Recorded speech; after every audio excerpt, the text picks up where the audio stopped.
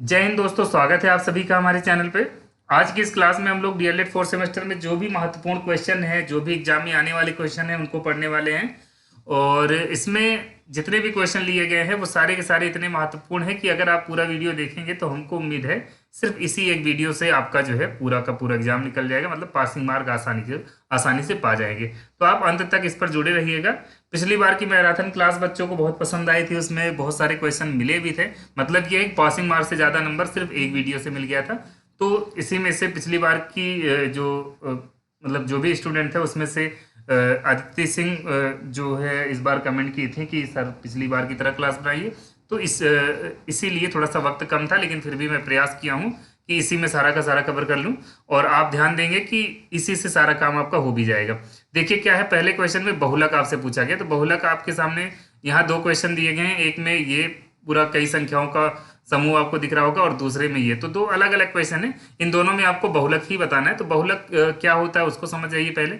बहुलक वो होते हैं जिनकी बारंबारता सबसे ज्यादा होती है। बारंबारता का मतलब क्या हो गया कि जो संख्या सबसे ज्यादा बार आई होगी वही बहुलक कहा जाता है। ठीक है, तो आप थोड़ा सा यहाँ ध्यान देंगे। जैसे देखिए 13 की अगर हम बात करें, 13 तो कितनी बार है? 13 एक बार, दो बार। तो इसका मतलब 13 बहुलक का काम नहीं करेगा। क्यों? क्योंकि देखिए यहाँ पर और भी संख्याएं हैं जो ज्यादा बार है। ठीक है, तो हम यहाँ पर डायरेक्ट उनकी बात करने वाले जो ज्यादा बार है। आप चेक कर लेंगे कौन कितनी बार है। देखिए आप, हमको तो यहाँ देखने पर लग रहा है 12 जो है, 12 देखिए एक बार है, दो बार है और तीन बार है, चार बार है। तो 12 जो है यहाँ बहुलक का कार्य कर रहा है। तो इसमें उत्तर जो आ जाएगा, पहले वाले का आंसर जो आ जाएगा, पहले वाले में बहुलक जो होगा, मोड जिसको बोलते हैं, बहुलक क्या, बहुलक को इंग्लिश में मोड कहा जाता है, वो कितना आ जाएगा? 12। और जो भी चीजें हैं वो कम है शायद, अगर आप खुद भी चेक करेंगे तो देखिए 14 कितनी बार है? एक बार है। 11 देखिए एक बार है। 10 शायद दो बार है। ठीक है, तो कहने का मतलब ये है कि 12 ही ऐसी संख्या है जो सबसे ज्यादा बार है। इसके बाद के क्वेश्चन में देखिए एकदम ऐसे देखते ही समझ में आ जाएगा लगभग कि हाँ कौन सी संख्या सबसे ज्यादा बार है। तो आप देखिए 38 एक बार, दो बार, तीन बार, चार बार। तो ये इस टाइप की जो भी संख्या पूछी जाएगी तो इस वजह से दूसरा जो आंसर आ जाएगा, दूसरे वाले मोड कितना आएगा? दूसरे वाले मोड आ जाता है 38। ठीक है, तो इस तरह से जो भी क्वेश्चन आप देखेंगे उसमें आप मोड तुरंत बता दीजिएगा, मतलब बहुलक आप बता देंगे। बहुलक के और भी क्वेश्चन हो सकते हैं लेकिन वो काफी लेंदी होते हैं, जो कि आपके सिलेबस में नहीं पूछे जाएंगे। यहाँ देखिए माध्यिका का क्वेश्चन हमने रखा है। माध्यिका पिछली बार भी था और इस बार भी है। माध्यिका का एक और रूप आपसे पूछा जाता है। पहले आप ये सिंपल क्वेश्चन देखिए जो कि एक नंबर में आता है। यहाँ देखिए कितनी संख्याएं दी गई हैं, एक, दो, तीन, चार, पाँच, छः, सात। ठीक है, यहाँ पर संख्याएं कितनी है? सात। एक बात, सबसे पहला काम आप ध्यान रखिएगा, जो तरीका मैं बता रहा हूँ उसको ध्यान से समझिएगा। इसमें क्या करेंगे आप, इसमें आपका काम ये होगा, थोड़ा सा मैं क्वेश्चन छोटा कर देता हूँ, अब आपको शायद दिख रहा होगा।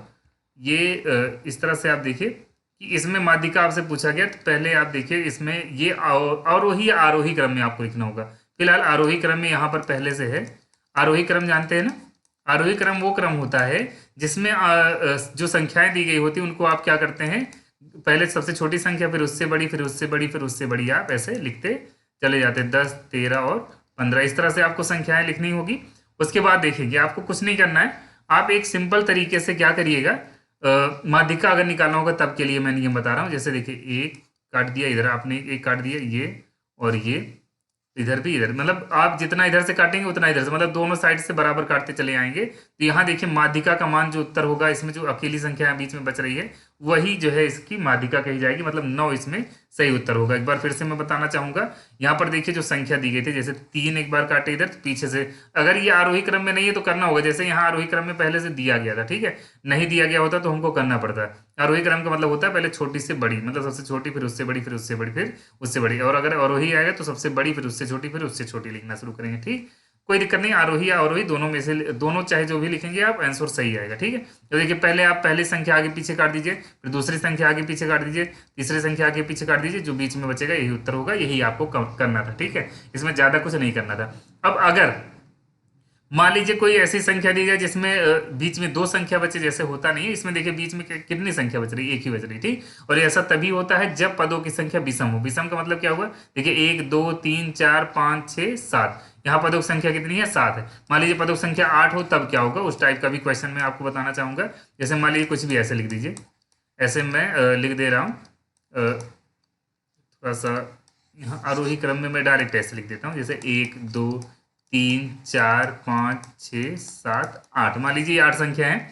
अब आपसे बोला जाए इनकी माध्यिका बताइए, ठीक है। तो माध्यिका बताने के लिए क्या करना होगा, आप जैसे अभी बताया गया था वैसे करेंगे। एक ये काटेंगे, फिर एक आगे से एक पीछे से, फिर दूसरे नंबर वाला फिर आगे से पीछे से काटेंगे, तीसरे नंबर वाला भी ऐसे काटेंगे। तो बीच में जो बचा होगा उसी को आप क्या करते हैं, माध्यिका लिख करके, जैसे बीच में 4 और 5 बचा हुआ है ना, इनको जोड़ के 2 से भाग, 5 4 9/2 कितना आ जाएगा, 4.5 इसकी माध्यिका आ जाएगी, ठीक है। तो ऐसे कितनी भी बड़ी संख्या दी जाए, कुछ भी दिया जाए, आपको क्या करना है, यही काम करना है। जब सम पद होंगे, जैसे देखिए यहाँ 8 पद है, 8 पद मतलब पदों की संख्या सम है, तब बीच में 2 संख्याएं बचती हैं, और अगर पदों की संख्या विषम होगी तो बीच में एक ही संख्या बचेगी, ठीक है। तो जैसे देखिए अभी ऊपर जो क्वेश्चन करवाया गया ये वाला, इसमें बीच में एक ही संख्या बच रही है। तो ऐसे बहुत सारे क्वेश्चन मिलेंगे जिसमें सिर्फ एक संख्या बचेगी, तो वही क्या होगा, आपका माध्यिका का मान हो जाएगा, वही उत्तर हो जाएगा। और बीच में 2 पद बचते हैं तो क्या करना है आपको, दोनों जोड़ करके 2 से भाग कर दीजिएगा, वही आंसर हो जाएगा, ठीक है। इसको ध्यान रखेंगे आप। अगले प्रश्न पे ध्यान देंगे अब। ये देखिए इसमें भी बहुलक पूछा गया, तो इसमें आप क्या करिएगा, जैसे देखिए 7 आपको कितनी बार दिख रहा है, 2 3 4 बार दिख रहा है, जबकि और सब कम है। तो यहाँ बहुलक कौन सा होगा, बहुलक यहाँ थोड़ा सा गलत भी लिखा हुआ, बहुलक क्या आ जाएगा, बहुलक जिसे मोड कहते हैं, मोड कितना आ जाएगा, मोड आ जाएगा आपका 7, ठीक है। इसका आंसर यही हो जाएगा। अगले प्रश्न पे ध्यान देते हैं। अब देखिए ये आपके लिए सबसे मजेदार क्वेश्चन, यहाँ पर मैं कुछ चीज़ों को बताने वाला हूँ। जैसे देखिए क्या दिया गया, यहाँ पर बोला गया, एक बार मैं देखूंगा और क्वेश्चन। यहाँ देखिए 2 सिक्के का मैं पहले दे दिया हूँ, मैं हर चीज़ के बारे में बताने वाला हूँ, परेशान नहीं होना आपको। देखिए यहाँ पर ये पहले 3 सिक्का 2 सिक्का, पहले मैं सारी घटनाएं बता देता हूँ आपको, परेशान नहीं होना, ये सब मत देखिए, मैं पूरी संभावना है। जैसे यहाँ पहले क्वेश्चन देख लीजिए, या 3 सिक्कों को एक साथ ऊपर फेंका जाता है तो कितने प्रकार की घटनाएं संभावित हो सकती हैं, समझाइए।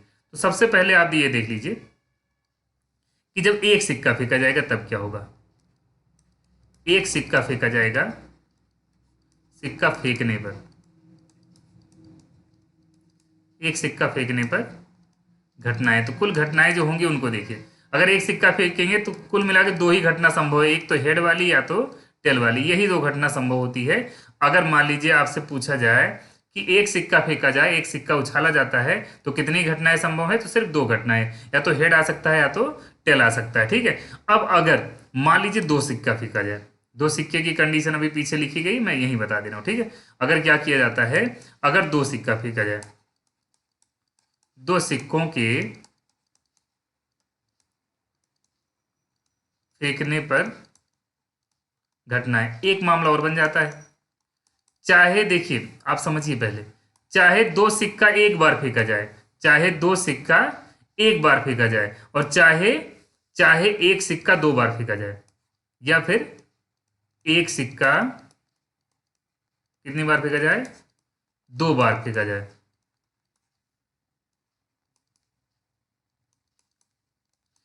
घटनाएं सेम होगी, इसको ध्यान रखिएगा। मतलब क्या है इसको समझिए पहले, चाहे 2 सिक्का एक बार उछाल लीजिए आप, और चाहे एक सिक्का 2 बार उछाल लीजिए, घटनाएं सेम होगी। मतलब क्या है, जैसे मान लीजिए 2 सिक्का आप उछालते हैं, तो 2 सिक्का उछालने का मतलब हो सकता है दोनों में हेड आ जाए, हो सकता है दोनों में हेड आ जाए, या हो सकता है पहले में हेड आए दूसरे में टेल आए, या हो सकता है पहले में टेल आए दूसरे में हेड आए, हो सकता है दोनों में टेल आ जाए। कुल मिला के इतनी घटनाएं संभव हो सकती हैं। आप इस चीज को समझिए पहले, जो अभी बताया गया कि जैसे मान लीजिए आप 2 सिक्का उछाले, तो 2 सिक्का में क्या हो सकता है दोनों में हेड आए, या हो सकता है पहले में हेड आए दूसरे में टेल आए, या हो सकता है पहले में टेल आए दूसरे में हेड आए, या हो सकता है दोनों में टेल आ जाए, ठीक है। कुल मिला के घटनाएं कितनी हो सकती हैं, 4। अगर मैं इस चीज की बात करूं जो पीछे लिखा है हमने कि कितनी घटनाएं संभव हो सकती हैं, जैसे यहाँ पर एक सिक्का 2 बार उछाला जाए, तब भी तो यही घटना होगी। जैसे ये पहली बार उछाला आपने हेड आए, दूसरी बार भी हेड आ गया, पहली बार हेड आए दूसरी बार टेल आ जाए, पहली बार टेल आए दूसरी बार हेड आ जाए, या फिर दोनों बार क्या आ जाए, टेल आ जाए। तो कुल मिला के घटनाएं कितनी हो सकती हैं। अब संभावित घटना यही है, तो इसमें कितनी घटना संभव है, यहाँ पर एक घटना, यहाँ पर कितनी, 1 2 3 4 घटनाएं संभव है, ठीक है। इसके बाद देखिए, अगर 3 सिक्का आप उछालते हैं, मतलब क्या है कि एक सिक्का चाहे 3 बार उछाला जाए और चाहे 3 सिक्का एक बार उछाला जाए, तब कितनी घटना हो सकती है। एक सिक्का 3 बार उछाला जाए, 3 बार, या फिर 3 सिक्का एक बार उछाला है, एक बार उछाला जाए, तो कुल घटनाएं कितनी हो सकती हैं। कुल घटनाएं इसको समझिएगा आप बहुत आसान तरीके से, दोनों का मतलब सेम होगा कि चाहे एक सिक्का 3 बार उछाला जाए, चाहे 3 सिक्का एक बार, एक सिक्का 3 बार या फिर 3 सिक्का एक बार उछाला जाए। तो देखिए, हो सकता है तीनों बार हेड आ जाए, हो सकता है तीनों बार हेड आ जाए, या हो सकता है पहली बार हेड आ जाए, दूसरी बार टेल, तीसरी बार भी टेल आ जाए, या हो सकता है पहली बार हेड आए, सॉरी पहली बार मान लीजिए टेल आ जाए, दूसरी बार हेड आए, फिर तीसरी बार टेल आ जाए, या हो सकता है पहली बार टेल, दूसरी बार टेल, फिर तीसरी बार हेड आ जाए, या हो सकता है 2 बार हेड आए, एक बार टेल आ जाए, 2 बार हेड आए और एक बार टेल आ जाए, या हो सकता है जैसे देखिए पहले 2 बार हेड आया है फिर टेल आया है, फिर हो सकता है पहली बार हेड फिर टेल फिर हेड आ जाए, या फिर हो सकता है कि पहली बार टेल आए फिर दोनों बार हेड आ जाए, उसके बाद एक अवस्था और बचती है तीनों बार टेल आ जाए। तो आप यहाँ देखिएगा कि ये कुल मिला के कितनी घटना है, 3 3 6 6 2 8 घटना। यहाँ पर घटनाएं कितनी संभव है, 8, जबकि इसके पहले वाले में कितनी थी, 4। तो यहाँ देखिएगा, आप इसको ध्यान रखिएगा, जैसे तीनों बार या तो हेड आ जाएगा, तीनों बार या तो टेल आ जाएगा, या तो फिर एक एक बार हेड आ जाएगा। जैसे एक बार हेड तो हो सकता है पहली बार आए तो 2 बार टेल आ जाए, हो सकता है पहली बार टेल आए, दूसरी बार हेड आए, फिर तीसरी बार टेल आ जाए, हो सकता है पहले दोनों बार टेल आए फिर हेड आ जाए। तो इस तरह से 3 घटना हो गई।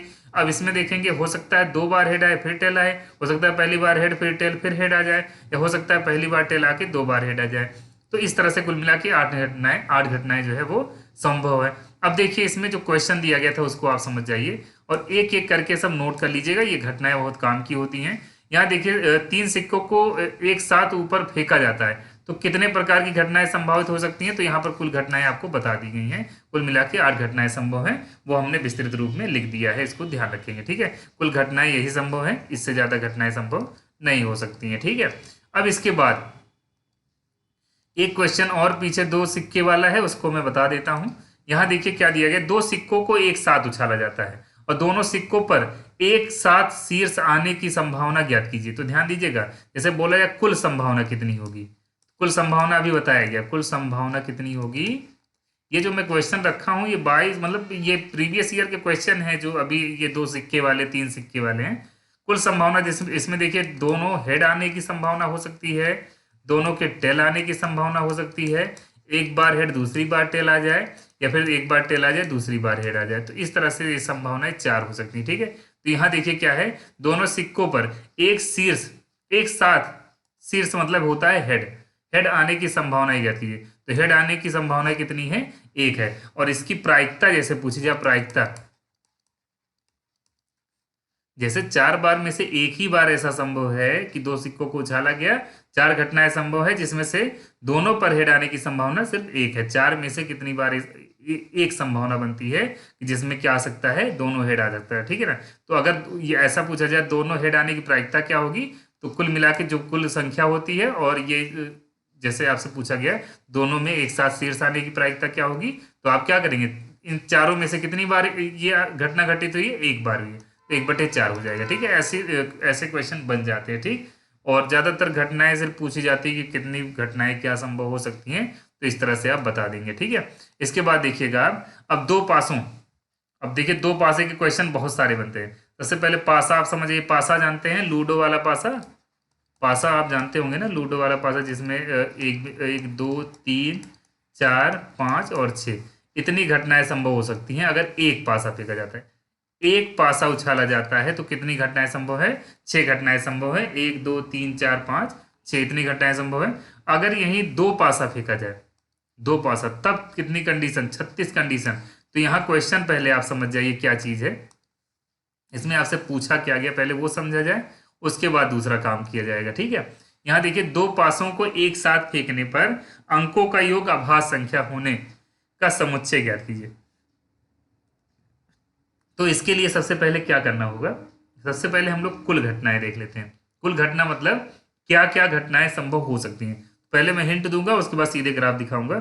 देखिए इसमें 36 कंडीशन, 2 पासा यहाँ पर लिखा है। 2 पासों के उछालने पर जैसे देखिए हो सकता है जब आप पहली बार उछाले, और एक बात यहां समझिएगा, चाहे 2 पासा एक बार उछाला जाए और चाहे 1 पासा 2 बार उछाला जाए, दोनों का मतलब सेम होगा, इसको समझिएगा। 36 कंडीशन तब भी बनेगी, जैसे सिक्के वाले में बता रहे थे, चाहे एक सिक्का 2 बार उछाला जाए, चाहे 2 सिक्का 1 बार उछाला जाए, घटनाएं कितनी होती हैं, सेम होती हैं। वैसे यहां पर भी आप समझेंगे कि चाहे एक पासा 2 बार उछाला जाए, चाहे 2 पासा 1 बार, घटनाएं कितनी होगी 36। तो इसको समझिए पहले। मान लेते हैं पहली बार एक आ जाए, दूसरी बार भी एक आ जाए। हो सकता है पहली बार एक आए, दूसरी बार 2 आ जाए। हो सकता है पहली बार एक आए, दूसरी बार 3 आ जाए। हो सकता है पहली बार एक आए, दूसरी बार 4 आ जाए। पहली बार एक आए, दूसरी बार 5 आ जाए। पहली बार एक आए, दूसरी बार 6 आ जाए। ऐसे और घटनाएं, पहली बार 2 आ जाए और दूसरी बार 1 आए। पहली बार 2 आए, दूसरी बार 2 आ जाए। पहली बार 2 आए, तीसरी बार दूसरी बार 3 आ जाए। पहली बार 2 आए, दूसरी बार क्या आ जाए 4 आ जाए। पहली बार 2 आए, दूसरी बार 5 आ जाए। दो बार पहली बार 2 आए, दूसरी बार 6 आ जाए। इस तरह से देखिए ऐसे कंडीशन बनती जाएगी। कुल मिला के कितनी कंडीशन बनती है 36। तो ये चीज आप यहाँ देख सकते हैं और इसी वजह से हमने ये पूरी तरह से पहले ही लिख रखा है ताकि समय का बचत हो। आप यहाँ देखेंगे, यहाँ इस चीज को आप इसके अंदर में देख सकते हैं। ठीक है, 36 कंडीशन यहाँ पर दिखाई गई। देखिए पहली बार एक, दूसरी बार एक। ठीक है, तो ये 36 कंडीशन है यहाँ से लेकर के यहाँ तक। जैसे देखिए हो सकता है पहली बार भी एक आ जाए, दूसरी बार भी एक आ जाए। पहली बार एक आए, दूसरी बार 2 आ जाए। पहली बार एक आए, दूसरी बार 3 आ जाए। ऐसे होता नहीं, आप खुद दिमाग लगाइए। जैसे आप पासा उछाल रहे हैं, पासा उछालने पर क्या हो जाए, पहली बार मान लीजिए 1 आ जाए, दूसरी बार 1 आ सकता है, 2 आ सकता है, 3 आ सकता है, 4 आ सकता है, 5 आ सकता है, 6 आ सकता है। कुल मिला के पहली बार जब 1 आएगा तो इसमें इतनी कंडीशन बन जाएगी। या फिर हो सकता है पहली बार 2 आ जाए तब भी इतनी कंडीशन बन जाएगी। पहली बार 3 आ जाए तब भी इतनी कंडीशन। तो कुल मिला के 36 कंडीशन साफ साफ हो जा रही है। अब इसमें ज़्यादा दिमाग लगाने की कोई बात ही नहीं है ना। इसमें आपको ज़्यादा दिमाग नहीं लगाना है। कुल मिला के 36 कंडीशन बनेगी। अब इनसे क्वेश्चन कैसा बनता है देखिए, यहाँ पर आपसे बोला गया है, यहाँ जो क्वेश्चन है इसमें बोला गया है कि जो यहाँ पर कुल घटनाएं संभव हैं उसमें पूछा गया है कि दोनों बार जो है जो रिजल्ट मिल रहा है उसमें उनका कुल योग कितना होना चाहिए। देखिए अंकों का योग जो होना चाहिए आभास संख्या होना चाहिए। ठीक है, आभास संख्या के बारे में पहले समझ जाइए। या तो 2 आए, या तो 3 आए, या तो 5 आए, या तो 7 आए, या तो 11 आए, या तो 13 आए। ऐसे या फिर 13 के बाद 14, 15, 16 ये सब तो भाज्य संख्या है, 17 आ जाए। तो इस तरह से कुछ मिले तो वो सारी भाज्य संख्याओं के अंतर्गत, लेकिन दोनों संख्याओं का योग। तो अब इससे संबंधित क्वेश्चन समझ जाइए पहले आप। यहाँ देखिए दो हमने कहा, दो अभाज्य संख्या में लिया जाता है ना, तो एक एक कितना हो जाएगा, दो। जोड़ बोला गया, दोनों बार का जोड़। तो एक और एक कितना आ जाएगा, 2। इस कुल मिला के एक घटना कौन सी हुई, 1, 1 वाली हो जाएगी। इसके बाद देखिए कितना आना चाहिए, 3। तो 3 भी देखिए इनके इनके जोड़ पर 3 मिल जाएगा कि नहीं, 1, 2, 2, 1। तो ये भी इसी श्रेणी में आ जाएगा, 1, 2, 2, 1, क्योंकि दोनों का जोड़ कितना होगा, इनका जोड़ 3, इनका जोड़ 3। तो जोड़ क्या होना चाहिए, अभाज्य। तो ये अभाज्य मिल जा रहा है। उसके बाद 5 होना चाहिए, 5 भी अभाज्य संख्या के अंतर्गत। देखिए 5 किनके किनके जोड़ पर आ जाएगा, ये इनके आप देखेंगे 2, 3 और 1, 4। तो आप देखिए 4, 1, 5, 3, 2, 5, 2, 3, 5, 4, 1, 4, 5। कुल मिला के घटनाएं जो होंगी उनको नोट करेंगे, 4, 1 और 3, 2, 2, 3 और 1, 4। ये हो गया। इसके बाद जैसे 5 के बाद 6 तो होगा नहीं, फिर 7 वाला लिया जाएगा। तो 7 देखिए किसमें किसमें आ सकता है, 1, 2, 3, 4, 5, 6, 7। ये हो गया। ठीक है, इसको भी नोट करेंगे आप। उसके बाद 7 के बाद सीधे 11 आता है, क्योंकि 7 के बाद 8 भी भाज्य संख्या, 9 भी, 10 भी। ठीक है, सीधे 11 वाला लेंगे तो 6, 5, 11 होता है ना, और 5, 6, 11 होता है। तो यहाँ आप कुल देख लीजिए कितनी संख्याएं बन रही है, 3। और इधर पहले ये वाला देख लीजिए, 1, 2, 3, 4, 5, 6, 6 ये हो गया। और 6, 4, 10, 10, 3, 13, 13, 2, 15। ये सारी घटनाएं यहाँ पर लिखनी होगी आपको। ये 2 नंबर का क्वेश्चन था, आपके एग्जाम में पूछा गया था। तो यहाँ देखिए फिर से सुन लीजिए, 2 पासों को एक साथ फेंकने पर अंकों का योग अभाज्य संख्या होने का समुच्चय। तो यहाँ देखिए यही सब जितने पे हमने गोला कर रखा है ये पूरा नोट कर लेना होगा आपको। इनके जोड़ जो है अभाज्य संख्या मिलेंगे। ठीक है, अब ऐसे बहुत सारे क्वेश्चन सिर्फ इसी ग्राफ से बन जाएंगे। तो आप यहाँ क्वेश्चन नोट कर लीजिए। आप सीरीज अगर रखे होंगे ना तो उसमें मिल जाएगा ये क्वेश्चन, क्योंकि ये आपकी प्रीवियस ईयर क्वेश्चन से ही हमने लिया हुआ है। तो इसको इसमें ये जो हमने जितना गोला कर रखा है, ये जो नोट कर रहे थे हम पूरा नोट नहीं किए क्योंकि समय लग रहा था। आप ये पूरा जितना गोला किए हैं उसका उत्तर हो जाएगा। ठीक है, इनका जोड़ विषम में आएगा। अब देखिए इनसे क्वेश्चन बहुत तरह का बनता है। क्वेश्चन कैसे बनता है बहुत तरह का, जैसे मैं आपको बताता हूं कि अभी विषम के बजाय क्या बोला होता है, विषम के बजाय ये बोल दे कि जो है सम आ जाए। सॉरी अभाज्य बोला था ना, अभाज्य बोला था। अगर जोड़ पता लगा सम बोल दे तो सम किसमें किसमें आएगा, इसमें देखिए सम संख्या, इसमें सम संख्या, इसमें भी सम संख्या, जोड़ सम आ जाए, इसमें भी सम, इसमें भी सम, इसमें विषम देखिए 3 3 6 होता है ना, सम संख्या जानते हैं ना, जो 2 से कट जाए, वो सारी संख्याएं कब कब मिलेंगी आप देख सकते हैं इसमें। ये जो है सम संख्या, ये सम संख्या, कुल मिला के इतनी घटना जो बन रही है ये सम संख्या आने की। ऐसे विषम जो छूट रही हैं वो विषम के लिए हो जाएंगी, जितनी छूटी हुई हैं वो विषम विषम संख्याएं के लिए संख्याएं आएंगी जोड़। लेकिन जोड़ का मतलब क्या होगा, जैसे देखिए इनका इनका जोड़ मतलब दो संख्याओं का जोड़ जो 2 बार आई है, ठीक है। तो ऐसे बहुत सारे क्वेश्चन इनसे बनेंगे, तो आप इनसे थोड़ा सा इन पे थोड़ा सा ध्यान ज़्यादा दीजिएगा, प्रैक्टिस ज़्यादा करिएगा। ये भी क्वेश्चन जो है आपका प्रीवियस ईयर में पूछा गया है, तो आप खुद सोच लीजिए। यहाँ पर हमने जो बताया अभी इसके पहले अभाज्य के लिए, वो सारे अगर आप नोट कर लिए होंगे नहीं किए होंगे तो पीछे आप करके वीडियो इसको नोट कर लीजिएगा। अब यहाँ देखिए विषम पूछा गया है, और हमने अभी जो बताया वो किसके लिए बताया है, यहाँ अभी हमने जो है बताया है सम के लिए, ठीक है। तो अगर सम के लिए हमने बता रखा है, तो यहाँ देखिए सम के अलावा जितनी संख्याएं छूट रही हैं आप देख रहे होंगे, छूटने वाली संख्या मैं दिखा दे रहा हूँ। जैसे देखिए 2 1 3 2 1 3, ये विषम मिला आपको। 4 1 5 3 2 5 3 2 5 1 4 5, ठीक है, ये विषम मिला। ये और ये इनका जोड़ कितना आ जाएगा, ये भी विषम आएगा, 7 आएगा। 6 3 9 5 4 9 5 4 9 6 3 9, इसके बाद 6 5 11 6 5 11। अब जो अभी बीच में हमने जितना गोला किया हुआ है रेड कलर में, ये सारे विषम वाले हैं, तो इनको आप अलग लिखेंगे। जैसे लिखने का मतलब क्या है कि आप ऐसे लिखिएगा, कुल संभावनाएं आप लिख लीजिएगा, जैसे 1 कामा 2 2 कामा 1, ठीक है। ऐसे और क्या लिखना है, जितने 4 1 कामा 1 3 कामा 2 2 कामा 3 1 कामा 4, इस तरह से आप नोट करेंगे। उसके बाद जैसे जो बचा हुआ है वो 6 कामा 1 5 कामा 2 और 4 कामा 3 है, और 3 कामा 4 2 कामा 5 है, और 1 कामा 6 है, ठीक है। इसके बाद क्या बचता है, 6 कामा 3 5 कामा 4 6 कामा 3 5 कामा 4 और 4 कामा 5 है, 6 कामा 3 है, मतलब 3 कामा 6 होगा ये है, ठीक है। इसके बाद 6 कामा 5 5 कामा 6 6 कामा 5 और 5 कामा 6, ये सारी इतनी कंडीशन बन सकती है, सारी आप नोट कर देंगे। अब सम पूछा होता तो जो ब्लैक कलर में हमने लिखा हुआ है वो लिख देना है, ठीक है। बस इतना काम करना है। और भी समस्याएं, और भी जैसे बोला जाए जोड़ पता लगा बोला जाए कि 5 से बड़ा आना चाहिए, समझिए आप, इसको मैं मिटा रहा हूँ, आप नोट कर लीजिएगा। यहाँ क्वेश्चन आप देख सकते हैं, ये वाला क्वेश्चन है और ये पूरी तरह से इनका हल है, ठीक। अब देखिए जैसे बोला जाए जोड़, बोला जाए 5 से बड़ा आना चाहिए, 5 से छोटा आना चाहिए, तो आप जोड़ कर देख सकते हैं ना, इतना दिमाग तो लगा ही लेंगे कि दोनों का जोड़ 5 से बड़ा कब आएगा। जैसे यहाँ देखिए 3 2 5 3 2 5 3 2 5 3 2 5। अब इनके ठीक इधर लेकर जाएंगे, थोड़ा सा आप यहाँ समझिए पहले। जैसे ये चीज़ जितना आप देख रहे हैं यहाँ तक, ये इनका जोड़ 5 या 5 से छोटा आएगा। अब इनसे बड़ा जितना बच रहा है वही होगा, क्योंकि देखिए 5 1 6 4 2 6 5 2 7, इस तरह से ना। तो अब इनसे बड़ा जितना भी आएगा वो क्या होगा, 5, इनका जोड़ 5 से बड़ा आएगा, 5 से छोटा वाला जो यहाँ पर दिख रहा है। तो इस तरह से आप दिमाग लगाएंगे तो आपका काम हो जाएगा, कोई दिक्कत नहीं होनी है, ठीक है। तो इसमें आप परेशान नहीं होंगे और एक एक करके समझते चलेंगे, समस्याएं जितनी भी हैं वो दूर हो जाएंगी। अब देखिए हम अगले प्रश्न पे आते हैं। अगला प्रश्न है वृत्त से रिलेटेड है। इसमें 2 टाइप के क्वेश्चन बनते हैं। देखिए एक वृत्त का व्यास कितना है, 12 सेंटीमीटर। ये प्रीवियस ईयर में परिधि पूछा गया था, एमसीक्यू का क्वेश्चन था और हमने उसको यहाँ पर ले लिया। व्यास को डायमीटर कहते हैं, इसी वजह से डी से डिनोट किया जाएगा, 12 सेंटीमीटर दिया गया, ठीक है। सबसे पहला काम क्या करना है, रेडियस लिख लेना। रेडियस मतलब त्रिज्या। त्रिज्या जो है वो किसके बराबर होती है, त्रिज्या का मान जो होता है व्यास के आधे के बराबर, व्यास के आधे के बराबर, मतलब 12/2 मतलब 6 सेंटीमीटर इसका व्यास आ जाएगा, ठीक है।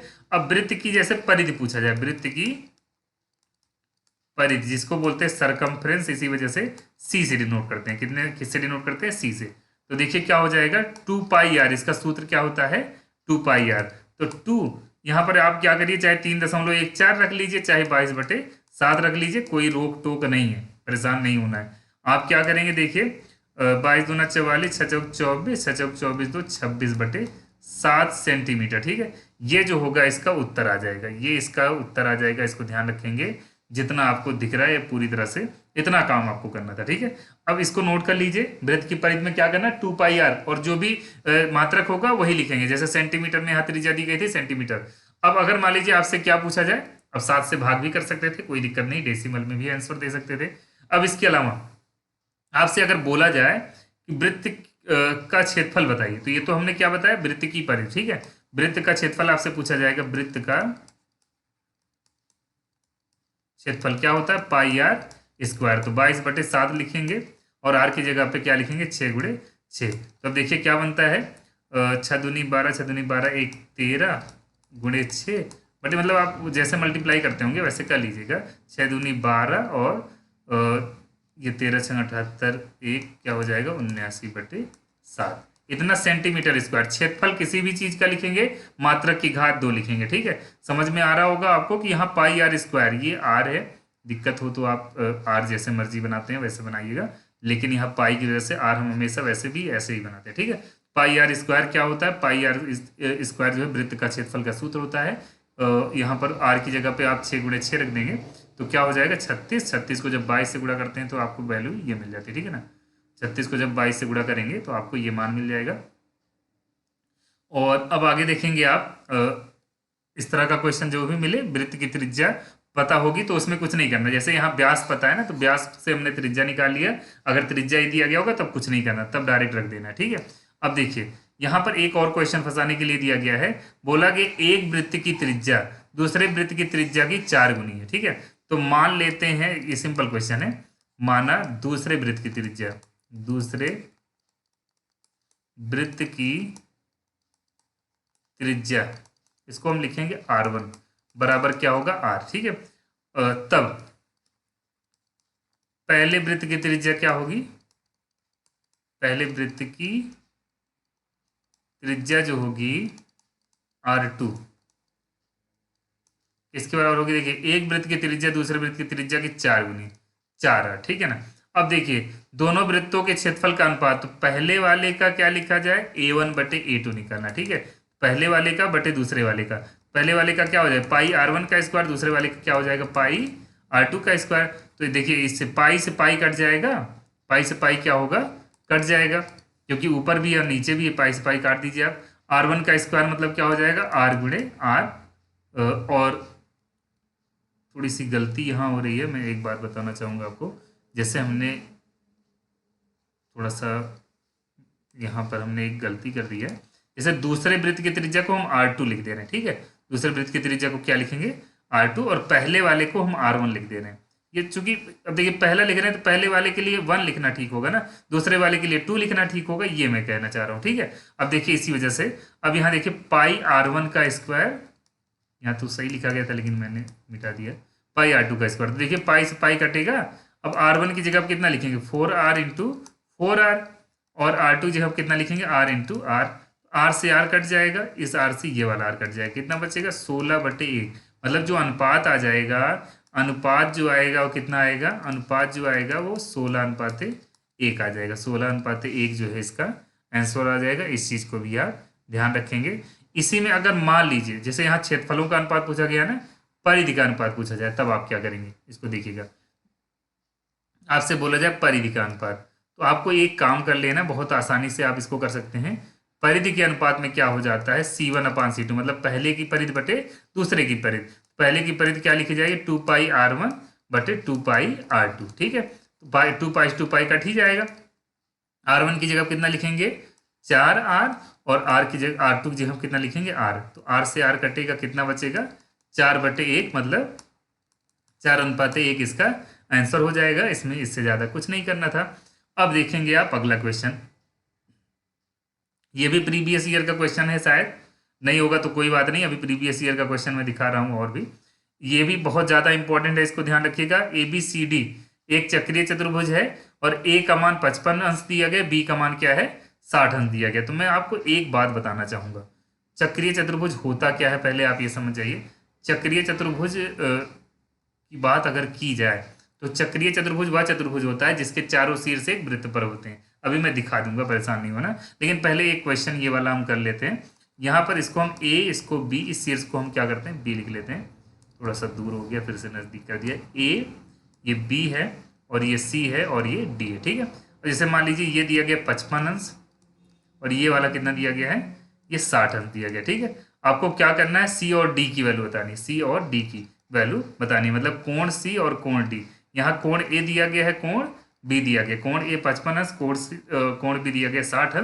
अब कोण सी और कोण डी का मान बताना है। तो मैं आपको एक सिंपल तरीका बताऊंगा। कोई भी चक्रीय चतुर्भुज हो, कोई भी चक्रीय चतुर्भुज हो, उनके जो सम्मुख कोण होंगे उनका जोड़ जो होता है 180 अंश। सम्मुख कोण का मतलब जैसे इसका सम्मुख कोण ये होगा और इसका सम्मुख कोण ये होगा, मतलब ए के ठीक सामने वाला उसका सम्मुख कोण कहा जाता है, बी के ठीक सामने वाला उसका सम्मुख कोण। ठीक है, तो देखिए इसमें चक्रीय चतुर्भुज, चूंकि ए बी सी डी क्या है, चक्रीय चतुर्भुज है, इस वजह से ए और सी का जो जोड़ आएगा वो कितना होगा 180। कोई भी चक्रीय चतुर्भुज होगा सम्मुख कोणों का योग 180 अंश हमेशा होगा, इसको ध्यान रखेंगे। तो देखिए कोण ए का मान कितना है 55, उसको हमने लिख लिया। कोण सी ऐसे रहने देंगे, कोण सी बराबर हो जाएगा 180 ने 55, ये कितना आ जाता है, ये आ जाएगा 125। एकदम सिंपल तरीके से क्या करिएगा, 180 में से इसको घटाएंगे, ये मान आ जाएगा, सीधी बात है। देखिए 180 में से 55 घटाएगा 125 आ गया कि नहीं आ गया। ठीक है, इतना काम करना है। अब देखिए ऐसे बी और डी का संबंध है, बी और डी के संबंध को भी हम लोग इसी वक्त देखेंगे, इसी तरीके से देखेंगे। यहाँ पर आप समझिए पहले जो बातें आपको बताई गई। देखिए अब हम आगे ऐसा काम करेंगे, कोण बी और कोण डी का जोड़ भी कितना होगा 180 होगा। कोण बी हमको पता है कितना है 60 है, बराबर 180। कोण डी का मान हो जाएगा 180 ऋण 60 और इसकी वैल्यू कितनी आ जाती है 120। इसका मान जो आ जाएगा वो 120 आ जाएगा। कहने का मतलब इसको 180 में से घटा देंगे, हमको ये मान मिल जाता है। ठीक है, अब देखिए अगले प्रश्न में ध्यान देंगे। यहाँ ये दोनों आपके लिए इंपॉर्टेंट है, जो पीछे बताया गया वो भी इंपॉर्टेंट ही था। ठीक है, जो आपके एग्जाम में पूछा गया था। अब देखिए यहाँ मैं इस चीज़ को बताने वाला हूँ। जैसे देखिए ये चक्रीय चतुर्भुज है ए बी सी डी। ठीक, तो ए बी सी डी पहले मैं बना देता हूँ, ए बी सी डी पहले बना दिया जाए।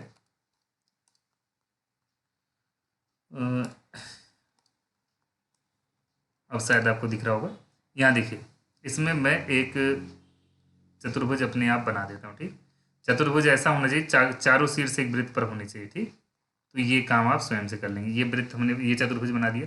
जो बाहर निकली हुई लाइन है इससे नहीं मतलब, ये नहीं है। ठीक है, अब देखिए चारों शीर्ष वृत्त पर होनी चाहिए, बाहर नहीं जानी चाहिए। ठीक, अब देखिए ये ए बी सी डी है, तो ए बी सी डी मान लीजिए ए है, उसके बाद फिर बी और ये सी है और ये डी। ठीक है, तो अब ये बोला गया कि इसमें सिर्फ सिद्ध करना है, कुछ करना ही नहीं है।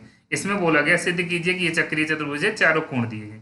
तो आप कैसे सिद्ध करेंगे, क्वेश्चन आपसे बोला जाए कि चारों कोण दे दिया जाए, अब सिद्ध कीजिए कि ये चक्रीय चतुर्भुज है। कुछ नहीं करना है, सिर्फ आपको क्या करना है, इसमें जैसे आपके सामने हमने बताया कि ए और सी जो अपोजिट एंगल है, जैसे देखिए ए है और सी है, इनका जोड़ 180 आना चाहिए, बी और डी का जोड़ 180 आना चाहिए। ठीक है, अब अगर इन दोनों का जोड़ 180 आता है तो मतलब ये चक्रीय है, तो अपने आप लिख देंगे आप पहले ए और सी का जोड़ निकालिए। क्या वास्तव में 180 आ रहा है कि नहीं आ रहा है, 82 है ए और सी आप देख लीजिए 98 है। अगर आप इसको जोड़िए देखिए 180 आ गया। ठीक है, अब ऐसे ही बी और डी का जोड़ निकालिए, बी और डी का जोड़, बी का मान कितना है 78 और डी का जोड़, यहाँ डी होना था इसने भी बी लिख रखा है। ठीक है, ये डी है। ठीक है, और ये कितना है 102, 102। अब इनको जोड़ेंगे कितना आ जाएगा 180। कुल मिला के ये जो रिलेशन आता है देख लीजिए कि अपोजिट एंगल का सम कितना आ रहा है 180 आ रहा है। मतलब देखिए अब जो अपोजिट एंगल है, मतलब जो सम्मुख कोण है उनका जोड़ अगर 180 अंश आ गया तो आप लिख देंगे, क्योंकि इस चतुर्भुज में, चतुर्भुज एबीसीडी में सम्मुख कोणों का योग 180 अंश है, इसी वजह से क्या होगा, ये चक्रीय चतुर्भुज होगा। यही लाइन लिखेंगे, क्योंकि एबीसीडी एक चक्रीय चतुर्भुज इस वजह से है क्योंकि सम्मुख कोणों का योग कितना है 180 अंश है। ठीक है, इतना काम करना था बस, इसी से काम हो जाएगा। अब यहाँ देखिएगा आप, ये चक्रीय चतुर्भुज का एक और क्वेश्चन आ गया। यहाँ जैसे 98 है, बी का मान 98 है, डी निकालना है, ए का 100 है, सी निकालना है। जो अभी तरीका बताया गया, हमने आपको एक सिंपल तरीका बता दिया कि जैसे सी निकालना है तो सी के लिए ए को 180 में से घटा देंगे, सी आ जाएगा 80, और इसको भी 180 में से घटा देंगे, ये भी आ जाएगा आपका 85। तो इसको मैं करके बता देता हूँ, कोई दिक्कत नहीं है। देखिए, लेकिन अब ये गलती मत करिएगा, आपके एग्जाम में जब क्वेश्चन आए तो बिल्कुल गलत नहीं करना। ठीक है, जैसे एंगल ए और एंगल सी का जोड़ हमने कहा है कितना होगा 180 होगा। एंगल ए कितना है 100 डिग्री, बराबर 180 लिख लीजिए आप। 180 में से क्या करना है 100 को घटा देना है, कितना आ जाता है 80 आ जाता है। ऐसे ही एंगल बी और एंगल डी का जोड़ कितना हो जाता है 180 आ जाता है। तो ये आ जाएंगे 95 और एंगल डी जो है उसको आप लिख लेते हैं। अब देखिए एंगल डी इक्वल टू कितना आ जाता है 180 माइनस 95, और कितना आ जाएगा ये ये आ जाएगा आपका 85 आ जाएगा। ठीक है, तो कुछ करना नहीं था ना, ये तो बिल्कुल आसान क्वेश्चन था, अभी बताया गया जैसे पिछला क्वेश्चन भी वैसे था। ये भी बहुत इंपॉर्टेंट क्वेश्चन, बहुत सिंपल क्वेश्चन है। ये देखिए चक्रीय चतुर्भुज का क्षेत्रफल निकालना है। ठीक है, चक्रीय चतुर्भुज का क्षेत्रफल मैं बताता हूँ। चक्रीय चतुर्भुज, अरे चतुर्भुज गलत लिख दिया गया, चक्रीय चतुर्भुज। ठीक,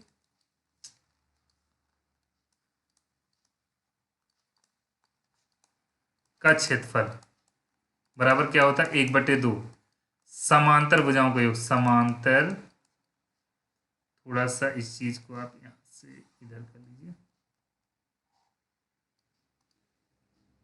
हाँ, सूत्र इसका होता है समांतर भुजाओं का योग, भुजाओं का योग, और गुणे क्या हो जाएगा, गुणे हो जाता है ऊंचाई। ठीक है ना, ये सूत्र होता है।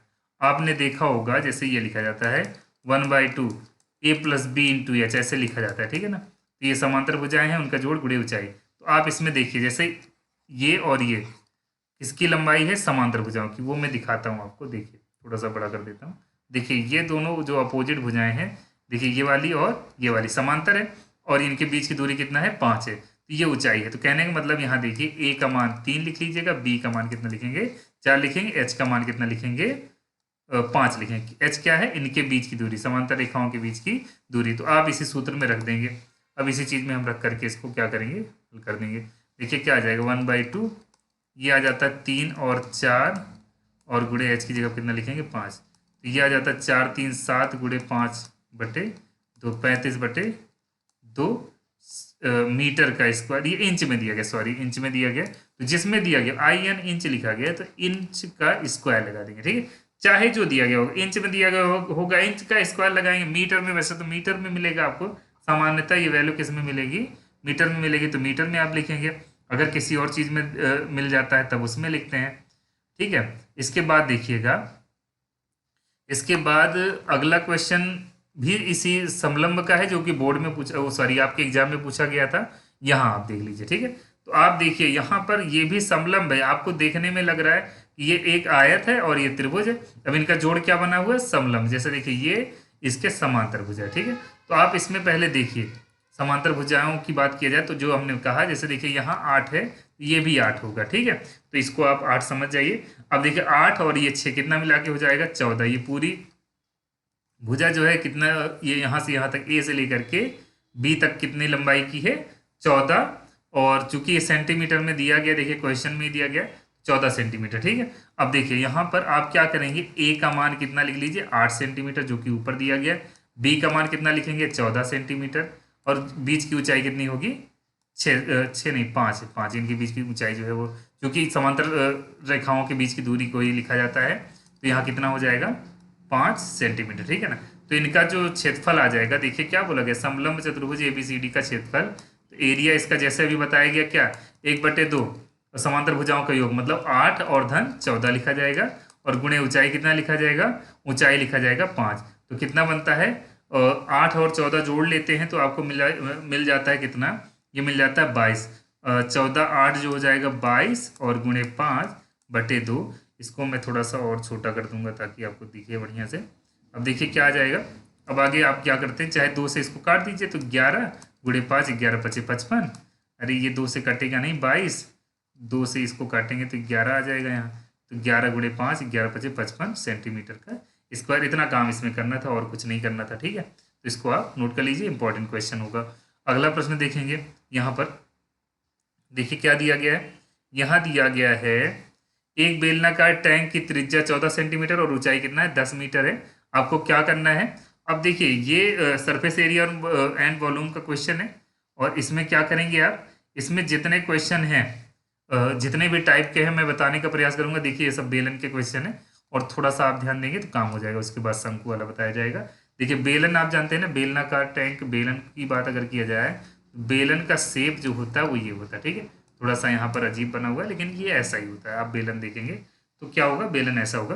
तो देखिए इसमें त्रिज्या इसकी कितनी दी गई है, R लिखा जाएगा। त्रिज्या क्या होती है, यहाँ से यहाँ तक की दूरी होती है। R कितना लिखा जाएगा, 14 सेंटीमीटर, और ऊंचाई ये है 10। ठीक है, ऊंचाई कितना लिखेंगे, H बराबर 10 सेंटीमीटर। ठीक है, तो ये त्रिज्या है जो कि 14 सेंटीमीटर। ठीक, अब देखिए क्या बोला गया, 1.5 रुपये प्रति वर्ग मीटर की दर से बेलन को पॉलिश करना है। ठीक है, बेलन को पॉलिश कराने का दर। देखिए ये बेलनाकार टैंक है ना, तो टैंक है और पॉलिश कराना है, तो ये टैंक पूरी तरह से बंद होगा चारों तरफ से। ठीक है, तो इसी वजह से क्या होगा, बेलन का संपूर्ण पृष्ठ, यहाँ दो ही चीज लगाएंगे, बेलन का वक्र पृष्ठ। वक्र पृष्ठ क्या बताता है पता है, इसका क्षेत्रफल। ठीक है, अभी वक्र पृष्ठ का इसका क्षेत्रफल क्या आ जाता है, वक्र पृष्ठ बताता है। और संपूर्ण पृष्ठ में जैसे ये ऊपर वाला भी लिया जाएगा और नीचे जो हिस्सा होता है वो भी लिया जाता है। ठीक है, तो अब देखिए क्या होगा, बेलन के संपूर्ण पृष्ठ का सूत्र क्या होता है, बेलन का, क्योंकि पेंट जो करना है, पॉलिश करना है, पूरे में करना है, बेलन का संपूर्ण पृष्ठ आप निकाल लीजिएगा पहले, संपूर्ण पृष्ठ। ठीक है, अब देखिए क्या हो जाएगा, 2 पाई r इसका फार्मूला होता है, ब्रैकेट में h प्लस r। ठीक है, तो क्या होगा, 2 इंटू 22/7, और r की जगह कितना है, 14 है, और h कितना लिखा जाएगा, h लिखेंगे आप 10 और प्लस 14, तो देखिए कितना होगा, 7 2 जा 14 ये हो जाता है। इसके बाद देखिए इसको थोड़ा सा हम हल कर लेते हैं ठीक से, तो ये आ जाता है आपका 22 गुणे 2 गुणे 2, तो कितना आ जाएगा, 22 चौक 88, और ये कितना आ जाएगा, 24 हो जाएगा। इसका इससे मल्टीप्लाई कर लेते हैं, 88 को हम किससे कर लेते हैं, 24 से, तो 4 8 32, 4 8 32 3 35 हो जाता है। 2 8 16, 2 8 16 1 17, 2 7 5 6 5 11, 7 3 10 1 11, 1 1 2 हो जाएगा। कुल मिला के कितना आ जाएगा, 2 1 1 2, इतना सेंटीमीटर स्क्वायर। अब कुल खर्च, पॉलिश करने का कुल खर्च देख लीजिए पहले क्वेश्चन, इसमें क्या बोला गया था, इस टंकी को पॉलिश करना है, वो भी रेट ये दिया गया, तो पॉलिश करने के लिए पहला काम ये होगा, पूरे का एरिया निकाल लीजिए, पूरे टंकी का एरिया, तो यही आ जाएगा। ठीक है, अब उसको क्या करना है, पॉलिश करने का खर्च, पॉलिश का खर्च क्या आ जाएगा, इसको आप किससे मल्टीप्लाई कर देंगे, 1.5 से, तो देखिए मल्टीप्लाई कर लीजिए, तब ये रुपए में आ जाएगा। ठीक है, तो देखिए क्या आता है, 15 दूना 30, 15 एकम 15, 3 18 हो जाएगा, 15 एकम 15 1 16 हो जाता है, 15 दूना 30 1 31 आ जाएगा, और डेसिमल कहाँ लगेगा, यहाँ लगेगा। ठीक है, इतना रुपया जो है इसकी पेंटिंग में लगेगा, इसकी पॉलिश में लगेगा। ठीक है, इस तरह से आप इसको कर सकते हैं। पहला काम क्या होगा कि आप इसमें समझ जाइए कि कितना पेंट करना है, कितना पॉलिश करना है, पूरा करना है। पूरे का एरिया कैसे निकलेगा, इसका सूत्र ये दिया गया है, और एरिया ही निकालना है, कैसे पता चलता है, वो इस जगह से पता चलता है।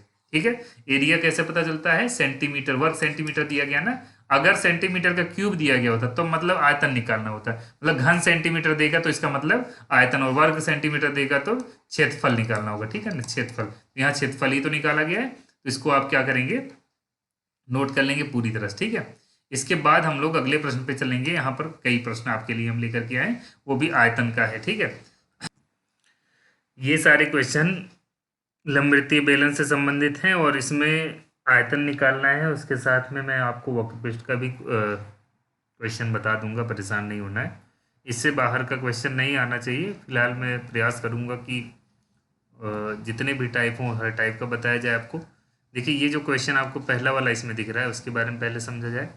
इसमें क्या दिया गया, इसमें दिया गया है कि इसकी त्रिज्या देखिए, एक लंबवृत्तीय बेलन की त्रिज्या जो दी गई है वो 14 सेंटीमीटर है। सबसे पहले उसका डायग्राम आप देखेंगे, और एक काम और किया जाए, थोड़ा सा इसको मैं छोटा करता हूँ, ये अब आपको दिखेगा।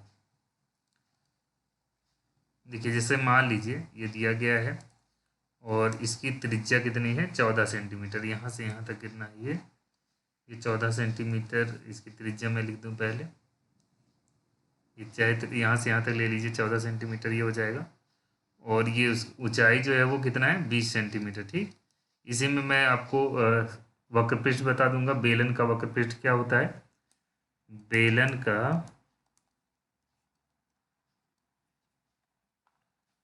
वक्र पृष्ठ, बेलन का वक्र पृष्ठ हम अगर लिखते हैं,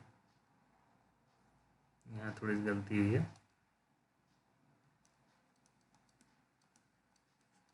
बेलन का वक्र पृष्ठ, इसका फार्मूला जो होता है 2πRh होता है। ठीक, अब जैसे देखिए इसमें आपको जो जो चीज़ें पता होंगी, जैसे 2 गुणे 22/7 लिखेंगे, आर की जगह पे इसमें कितना रखना है, 14। आप ध्यान दीजिए, इसमें आर का मान कितना दिया गया, 14, और सेंटीमीटर है ये, और एच का मान कितना दिया गया है 20 सेंटीमीटर। ठीक है, तो यहाँ जो चीज़ें हैं वो, चूंकि इसमें आयतन पूछा है लेकिन मैं वक्र पृष्ठ अपने पास से बता रहा हूँ, तो इस वजह से थोड़ा सा आप ध्यान देंगे, इसमें कोई कन्फ्यूजन वाली बात मत रखिएगा अपने मन में। तो ये थोड़ा सा मैं यहाँ करता हूँ, देख लीजिए आप। जैसे इसमें जो ये चित्र आपको दिख रहा है, इसमें क्या क्या चीज़ें दी गई हैं, इसमें आपके सामने एक तो ये दिया गया ना, ये बेलन के लिए दिया गया है। जैसे अभी हमने बताया इसकी त्रिज्या कितनी है 14 सेंटीमीटर और ऊंचाई कितनी है 20 सेंटीमीटर है।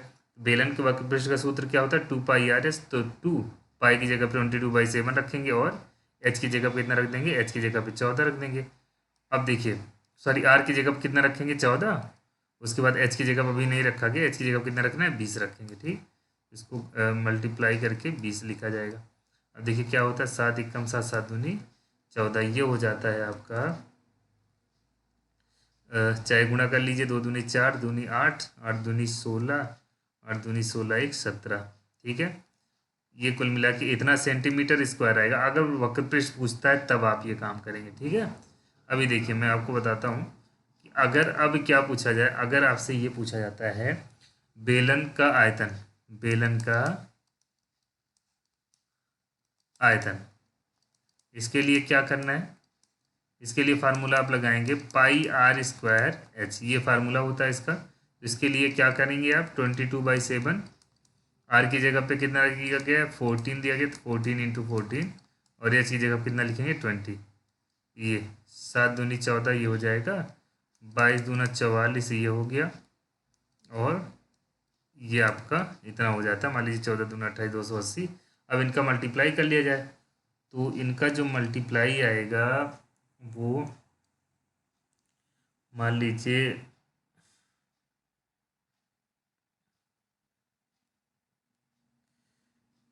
अलग करना होगा, मान लीजिए डायरेक्ट किया जा सकता है लेकिन थोड़ा सा मान लीजिए कहीं मिस्टेक हो जाए तो 8 चौक 32, 8 चौक 32 3 35 हो जाएगा, 2 चौक 8, 2 चौक 8। ठीक है, तो 8 5 13, 8 3 11 1 12 हो जाएगा।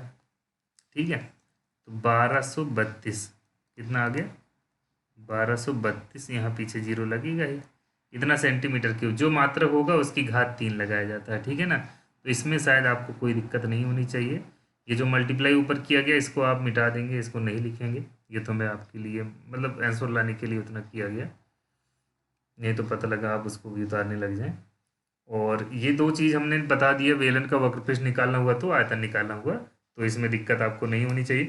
फिलहाल क्वेश्चन में जो पूछा था वो सिर्फ आयतन पूछा था। ठीक है, अब देखिए इसमें आगे का काम क्या करना है। आगे का काम देखिए, जैसे ये क्वेश्चन यहाँ पर अलग कैसे बना हुआ है, ये बेलन वाला जो दूसरा क्वेश्चन आपको दिख रहा है, इसमें आप ध्यान देंगे क्या दिया गया है, आधार की इसमें देखिए एक लंबवृत्तीय बेलन कि आधार का क्षेत्रफल कितना दिया गया 150 वर्ग सेंटीमीटर और ऊंचाई 25 सेंटीमीटर, तब क्या करना है इसका आयतन निकालना है। ये भी बहुत आसान है।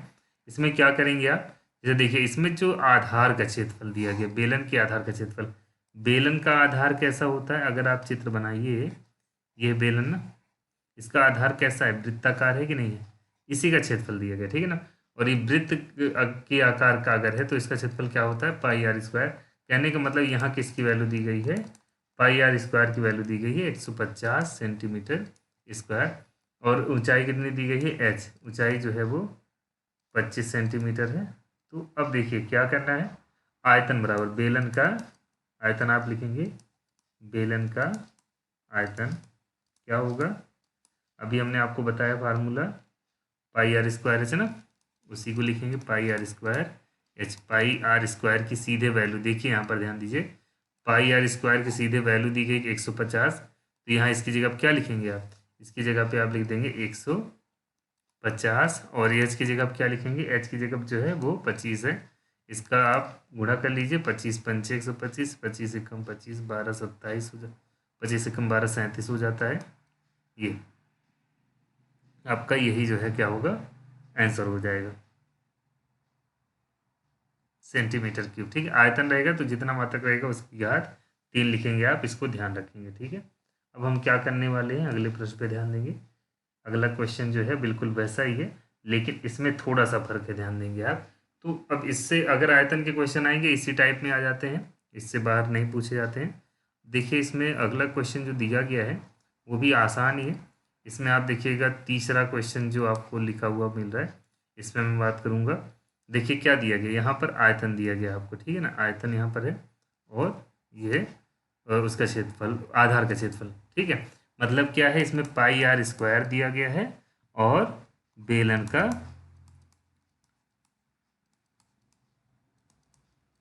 आयतन दिया हुआ, बेलन का, 1 मिनट फिर से मैं लिख देता हूँ, थोड़ा सा यहाँ सही नहीं लिखा जा रहा है।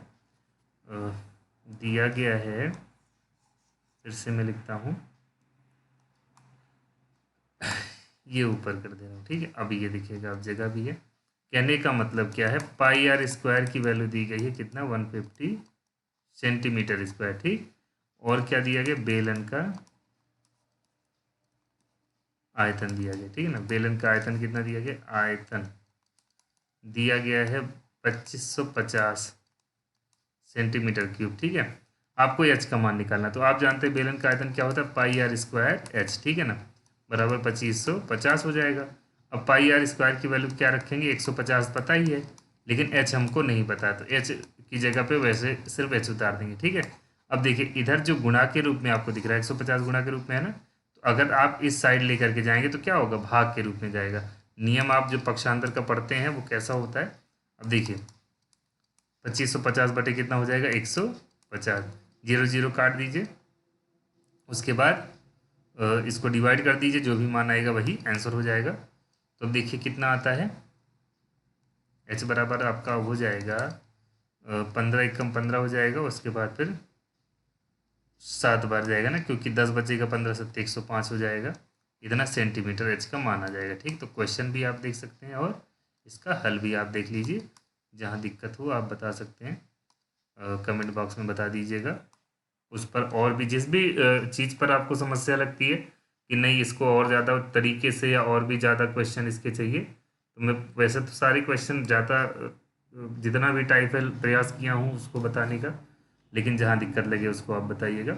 अब देखिए बेलन पे आ जाइए, बेलन के क्वेश्चन हमने देखा था, यहाँ पर आयतन दिया गया और आयतन के अलावा भी क्वेश्चन पूछे गए हैं, वो मैं बताऊँगा आपको। जैसे देखिए ये क्या दिया गया है, मैं इसी में आपको और भी चीज़ें बताऊंगा, परेशान नहीं होना है। यहाँ क्वेश्चन देखिएगा, ये कोण को दर्शाता है, ठीक है ना।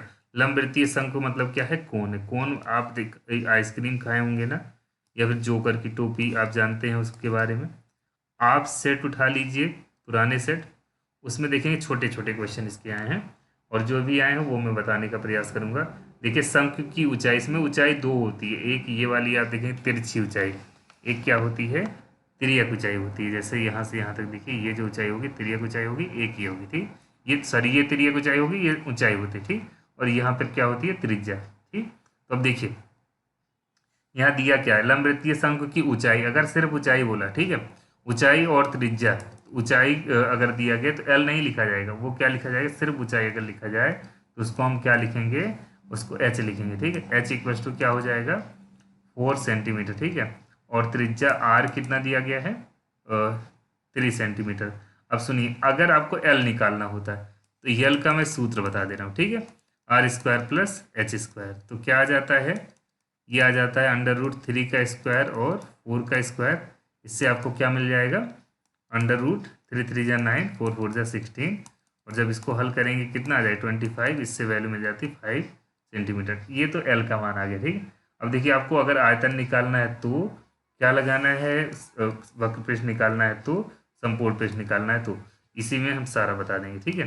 अब देखिए शंकु का पहले वक्र पृष्ठ, आप देखिए वक्र पृष्ठ निकालना हुआ, तो वक्र पृष्ठ का मतलब अगर आप समझ जाएंगे तो कोई दिक्कत नहीं है।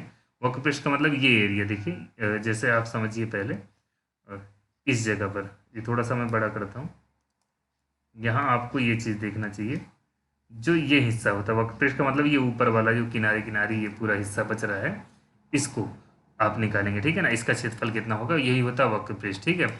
उनके लिए वक्र पृष्ठ निकालने के लिए जो सूत्र होता है, शंकु का वक्र पृष्ठ, शंकु का वक्र पृष्ठ क्या हो जाएगा, ये होता है पाई आर एल, ठीक है ना। पाई आर की जगह चाहे आप पाई का मान रख सकते हैं 22/7, चलिए रख दे रहे हैं, आप चाहें तो ना रखें, कोई दिक्कत नहीं, पाई के फॉर्म में भी आंसर कभी कभी मिलता है। 22/7 या 3.14 रख सकते हैं। आर की जगह कितना लिखेंगे 3, और एल की जगह 5 निकाला गया है। 22×5 = 110, 11×3 = 33, ये आपका इतना सेंटीमीटर स्क्वायर आ जाएगा, ठीक है ना। और अगर आपको शंकु का संपूर्ण पृष्ठ निकालना हो, शंकु का संपूर्ण पृष्ठ, तो उसके लिए मैं सूत्र बता दे रहा हूँ। संपूर्ण पृष्ठ में क्या आता है कि जो हमने बताया वक्र पृष्ठ के किनारे वाला हिस्सा तो रहेगा ही, नीचे वाला भी इसमें लिया जाएगा, ठीक है ना। तो इसके लिए सूत्र जो लगता है वो मैं डायरेक्ट फार्मूला बताऊंगा। पाई आर ब्रैकेट में L plus R, pi R bracket में क्या होगा, एल प्लस आर होता है। 22/7 इसको रखा गया। आर की जगह पे कितना पता है, 3 पता है, और एल जो होगा 5 3 8 ये हो जाएगा। तो देखिए 22/7 ये हो गया, और 3 और ये 5 3 8 हो जाएगा। तो 22 3 66 ये हो जाएगा। 8 6 48, 8 6 48 और 6 54/7 सेंटीमीटर, ठीक है ना। ये सेंटीमीटर स्क्वायर होगा। क्षेत्रफल होता है ना, ये भी संपूर्ण पृष्ठ भी क्या होता है, क्षेत्रफल होता है। तो इसको भी ध्यान रखेंगे। अब देखिए एक चीज़ और बच रहा है, वो आयतन है। आयतन क्या लिखेंगे, शंकु का आयतन का सूत्र पहले मैं लिख दे रहा हूँ। ये चीज़ यहीं लिखा जाए, ये दोनों चीज़ आप नोट कर लीजिएगा ढंग से। उसके बाद में ठीक नीचे इसी के कर देना, ठीक है ना। क्या लिखा जाएगा, शंकु का आयतन, शंकु का आयतन। इसका सूत्र होता है, आयतन का सूत्र जो होता है 1/3 पाई आर स्क्वायर एच।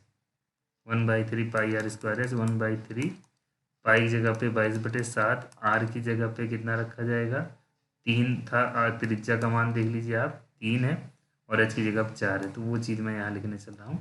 देखिए कि कितना हो जाएगा, 3 × 3, और त्रिज्या कितना है 4। तो 3 से 3 तो यहाँ कट जाएगा, और बाकी जो भी बचेगा उसको गुना कर लेंगे। 4 3 12 दूना 24, 12 दूना 24 2 26/7 सेंटीमीटर क्यूब हो जाएगा। यही इसका आंसर होगा। ये आयतन होता है शंकु का, ठीक है। अब देखिए इसके बाद अगला क्वेश्चन जो आप देख रहे हैं, ये चीज़ है दूसरा वाला। दूसरे में क्या दिया गया है, शंक्वाकार डेरे की परिधि जो दी गई है। अब यही देखिए क्वेश्चन बदलेगा। ये तो एकदम सिंपल चीज़ें हमने बता रखी हैं आपको, यहाँ पूरा आप नोट कर सकते हैं, कोई दिक्कत नहीं है, ठीक है। लेकिन अब जो है क्वेश्चन कैसे फंसाता है इसको देखिए आप, घुमा फिरा के पूछ लेगा, और ऐसे ही क्वेश्चन आपके एग्जाम में भी आ जाएंगे, तो दिक्कत होगी आपको। देखिए क्या है, एक शंक्वाकार डेरे की परिधि 32 पाई सेंटीमीटर है, और जो इसकी ऊर्ध्वाधर ऊंचाई है वो 20 सेंटीमीटर है। तब डेरे का आयतन बताना है, ठीक। तो पहला काम क्या करना है, इसको समझिए आप। देखिए डेरे की परिधि, जैसे शंकु का डेरा, डेरा आप जाने ना, ये इस तरीके जैसे टेंट लगाया जाता है। तो अब इसकी परिधि, जैसे ये वृत्त के आकार का है ना ये हिस्सा, देखिए, तो इसका मतलब ये इसी की परिधि की बात कर रहा है, मतलब 2πr की वैल्यू दी गई, ठीक है ना। इसी की परिधि, जैसे अभी हमने बताया था ना, वृत्त की परिधि क्या होता है 2πr, ठीक है ना। इसकी लंबाई, बाउंड्री की लंबाई 2πr का मान दिया गया 32 पाई, ठीक। देखिए पाई से पाई कटेगा, यहाँ देख लीजिए आप, थोड़ा सा मैं एक लाइन बढ़ाऊंगा इसके लिए, आप यहाँ देख लीजिए। आर का मान आ जाएगा 32 पाई/2π, ठीक। पाई से पाई कट जाएगा, और आर का मान आ जाता है 16, वो भी सेंटीमीटर। क्यों, क्योंकि ये सेंटीमीटर में दिया गया था, ठीक है। और देखिए, और जो ऊर्ध्वाधर ऊंचाई मतलब एच का मान दिया, तिर्यक ऊंचाई बोलेगा तो एल का मान, ठीक है। ऊर्ध्वाधर ऊंचाई बोलेगा, इस वाले एच की बात करते हैं, देखिए ये वाले, अरे ये थोड़ा सा तिरछा हो जा रहा है, ये मैं बता दे रहा हूँ, ये वाली ऊंचाई, ठीक है ना, इसकी बात कर रहा है यहाँ, ये वाली ऊंचाई। देखिए इसका मान कितना दिया गया है, ये दिया गया है 20 सेंटीमीटर, ठीक है। अब हमको क्या करना है, यहाँ पर इसका आयतन निकालना। आर पता चल गया, और आपको क्या पता चल गया, एच, बस इससे काम हो जाएगा। अब आप देख सकते हैं डेरे का आयतन क्या लिखा जाएगा, डेरे का आयतन, आयतन क्या होगा 1/3 पाई आर स्क्वायर एच। अब क्या करेंगे, तुरंत इसी पे रख देंगे 1/3 22/7। आर की जगह कितना रखेंगे 16 × 16, और एच की जगह कितना लिखेंगे 20। इसी का मल्टीप्लाई कर लीजिएगा, इसका आंसर जो भी होगा वही आ जाएगा, ठीक है ना। तो अब इतना काम आप कर लीजिएगा, ऊपर ऊपर मल्टीप्लाई, नीचे नीचे। जैसे देखिए नीचे एक है, इसमें कुछ कटेगा नहीं, नहीं तो काट देता मैं। जैसे क्या करना, 22 × 16 × 16 × 20, और 7×21 नीचे आ जाएगा, ठीक है, क्योंकि नीचे एक सब जगह पर है। तो ये अगला आंसर आ जाता है, इतना सेंटीमीटर क्यूब आंसर आएगा। अब देखिए ये क्वेश्चन सबसे आसान है, लेकिन क्या बात है कि हर बार देखिए है तो शंकु का क्वेश्चन, लेकिन प्रॉब्लम कहाँ फंसती है कि आपसे बोलेगा कि ये शंकु में आपको निकालना है, और हर बार आपको फंसाने का प्रयास करेगा। देखिए नीचे का जो हिस्सा है वो वृत्त के आकार का होता है, मतलब उसका क्षेत्रफल पाई आर स्क्वायर होगा, ठीक। तो यहाँ देखिए एक शंक्वाकार डेरे की ऊंचाई कितना दिया गया, 20 सेंटीमीटर, मतलब एच का मान कितना दिया गया, 20 सेंटीमीटर, ठीक है ना। और देखिए आधार का क्षेत्रफल चाहे बेलन का आधार होगा चाहे शंकु का आधार होगा, उसका क्षेत्रफल क्या होता है, पाई आर स्क्वायर होता है, 150 सेंटीमीटर स्क्वायर हो जाएगा, ठीक है। अब देखिए शंक्वाकार डेरे का आयतन आपसे इसमें भी पूछा गया ना, तो डेरे का आयतन लिखेंगे, डेरे का आयतन क्या बनेगा, 1/3 पाई आर स्क्वायर एच, ठीक है। तो इसमें कुछ करना नहीं है, यहाँ 1/3 हम रखेंगे, थोड़ा सा ऊपर में करूँगा क्वेश्चन, आप उसमें फिर से अभी देखिएगा। और ये 22/7 रखा गया, और आर, एक मिनट, यहाँ 22/7 नहीं रखना। एक फ़ायदा यहाँ पर ये होता है इस टाइप के क्वेश्चन में, यहाँ देखिए ये क्या चीज़ है, पाई, ये है पाई आर स्क्वायर, ठीक है। और यहाँ पाई आर स्क्वायर की वैल्यू दी गई ना, देख लीजिए आप, पाई आर स्क्वायर की अगर वैल्यू दी गई तो इसको कितना लिखेंगे, 150, और एच की जगह आप कितना लिख देंगे, 20 लिखेंगे, ठीक है। तो आप इसको कैसे कर सकते हैं, देखिए 5 3 5 15 50 आ गया ना, 50 दूना 100 होता है, और एक जीरो और बढ़ जाएगा क्योंकि उसमें 20 है, सेंटीमीटर क्यूब होगा, आयतन रहेगा तब सेंटीमीटर क्यूब लिखा जाएगा, ठीक है। इतनी सी बात इसमें करनी थी बस, ठीक है। अब देखिए आगे एक और ऐसा क्वेश्चन है, इसमें एल दिया गया है और आर दिया गया है, तब आयतन निकालना है, उसको भी मैं बता देता हूँ, ठीक है। हर तरह का क्वेश्चन कर दे रहा हूँ ताकि आपको दिक्कत ना हो। इसको मिटा दे रहा हूँ, जितनी भी चीज़ें बताई गई आप उसको नोट कर लीजिएगा वीडियो रोक करके। देखिए यहाँ पर एल दिया गया 10 सेंटीमीटर और आर दिया गया 6 सेंटीमीटर, ठीक। आप शंकु जानते हैं, शंकु कैसा बनता है, इस प्रकार से, थोड़ा सा चित्र अजीब बन रहा है, फिर से बना देता हूँ, इस तरह जान लीजिए, ठीक। अब देखिए यहाँ पर एल आपको पता, लेकिन एच तो नहीं पता ना, तो हमने एल का रिलेशन बताया था, थोड़ा सा एक बार फिर से देख लीजिए। जैसे पाइथागोरस थ्योरम होता है वैसे ही, जैसे ये होगा आर, ठीक, ये होगा एच, और ये क्या होगा, एल हो जाएगा, ठीक। तो देखिए रिलेशन यही होता है। तो एच की जो वैल्यू निकालेंगे तो एच इक्वल टू हो जाता है √L का स्क्वायर माइनस आर का स्क्वायर, ठीक है। बहुत आसान तरीके से अभी हम निकाल लेंगे एच की वैल्यू, ठीक है। तो देखिए क्या मिल जाएगा, √L का स्क्वायर, एल की जगह कितना है 10 का स्क्वायर माइनस 6 का स्क्वायर, ठीक। देखिए क्या मिलता है, √100 माइनस 36, और ये आ जाएगा √64, इसकी वैल्यू हो जाती है 8 सेंटीमीटर, ठीक है। अब देखिए एच का मान पता चल गया ना, आयतन निकालना है तो आर और एच दोनों पता होना चाहिए, ठीक है ना। अब देखिए शंकु का आयतन तुरंत लिख लेंगे, शंकु का आयतन ये क्या हो जाएगा, शंकु का आयतन हो जाता है 1/3 पाई आर स्क्वायर एच, ठीक है। तो 1/3 पाई की जगह पे 22/7, अरे 3.14 रख लीजिएगा, नहीं तो आपको लगे कि अरे बार बार मैं वही रख रहा हूँ, कोई दिक्कत नहीं। एग्जाम में अगर पेपर में नहीं दिया क्या रखना है तो आप चाहे 22/7 रखिएगा, चाहे 3.14, ठीक है। अब देखिए इसमें अगर कुछ कट जाता है तो काट लेंगे, नहीं तो ऊपर ये 3 दूनी 6 हो गया ना, 22 दूना 44 और 8 छंग 48/7। तो अब इसका मल्टीप्लाई आप कर लीजिएगा, बस 44 और 48 का मल्टीप्लाई कर लेंगे, ऊपर लिख लेंगे 32, ठीक है। ये इसका आयतन हो जाता है।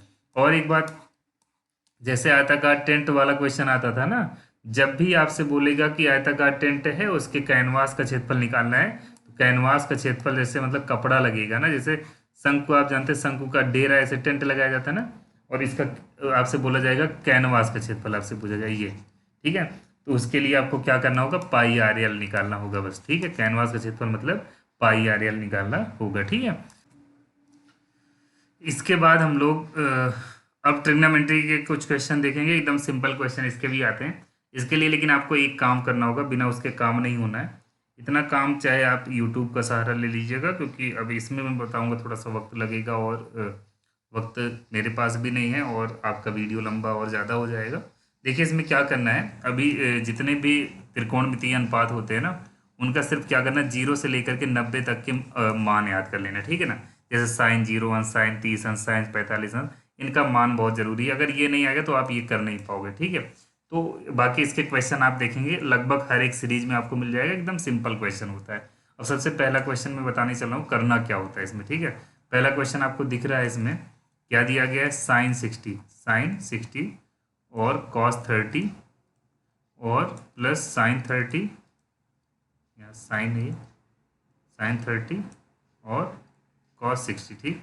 क्या करना है आपको इसमें, बिल्कुल सिंपल तरीके से सब मान याद रहेगा आपको। जैसे साइन 60 अंश का मान होता है √3/2 और कॉस 30 अंश का मान होता है वो भी √3/2 ही होता है। साइन 30 अंश का मान 1/2 होता है, कॉस 60 अंश का मान 1/2 होता है, ठीक। अब देखिए √3 का √3 से गुणा करेंगे 3 आ जाएगा, बटे 2 दूनी 4, एक कम 1, 2 दूनी 4, क्या बन जाता है 4/4, जिसकी वैल्यू क्या आ जाएगी 1 आ जाएगी। इसमें इतना करना था, ठीक है। ऐसे सिंपल क्वेश्चन आपको मिलेंगे और इसी तरीके से आपको कर लेना होगा। और भी क्वेश्चन मैं बता दे रहा हूँ, जैसे देखिए दूसरा क्वेश्चन आपको दिख रहा है। दूसरा क्वेश्चन क्या है, पहले यहाँ लिख लेता हूँ, 2tan² 45 plus cos² 30 minus sin² 60 है। ये क्या हो जाएगा देख लेंगे आप, 2 × 1 का स्क्वायर मतलब 1 ही आ जाएगा। यहाँ cos 30 अंश का मान होता है √3/2 और इसी का स्क्वायर लगाना, ठीक है।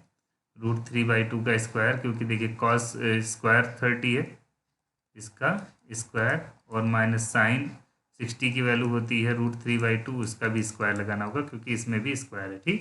अब देखिए 1 का स्क्वायर 1 ही होगा, 1 को 2 से मल्टीप्लाई कर देंगे 2 आ जाएगा, और प्लस √3/2 का स्क्वायर करेंगे 3/4 बन जाता है। क्यों, क्योंकि √3 का स्क्वायर 3 आ जाएगा, 2 का स्क्वायर 4 बनता है। यहाँ देखिए √3 का स्क्वायर 3 और 2 का स्क्वायर 4, कुल मिला के यहाँ ये इसकी वैल्यू 0 आ जाएगी क्योंकि इससे कट जाएगा। लेकिन मान लीजिए एक लाइन हम बढ़ा दिए तो ये 2 आ जाता है, ठीक। इसमें कुछ दिक्कत नहीं है, ये क्वेश्चन इतना ही था। तो ये कौन सा वाला है, ये हमने ये कर रखा है, ठीक। अब इसके बाद देखिए इसमें 2 क्वेश्चन और बचते हैं, उनको भी करवा दे रहे हैं, कोई दिक्कत नहीं है। लेकिन ये जो भी एक्सरसाइज जो भी बुक में आपके क्वेश्चन है उसको आपको स्वयं से करना होगा, ठीक।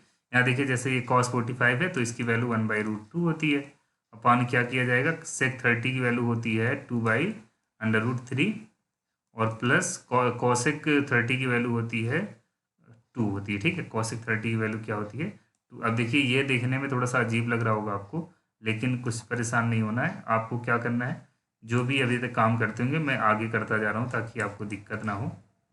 ये बाई 2 लगाएंगे, यहाँ देखिए ये √3 लिखा जाएगा और 2 + 2√3 बनता है, ठीक है, क्योंकि इसका इससे मल्टीप्लाई होगा।